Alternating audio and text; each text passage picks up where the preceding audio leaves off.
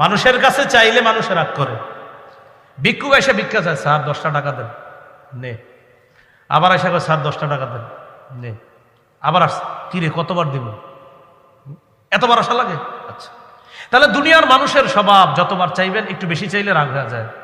রসুল বলেন, মানলাম ইয়াসআলিল্লাহ ইয়াগদাব, আল্লাহর কাছে না চাইলে আল্লাহ রাগ করে। একটু মিলান না কথাটা, বান্দার কাছে চাইলে বান্দা রাগ করে, রবের কাছে না চাইলে রব রাগ করে। তাহলে বলেন তো, রাগ করে না কে?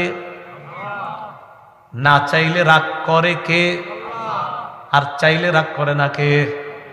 বলেন তো, কে এমন যাকে যত ডাকি তিনি রাগ করে না?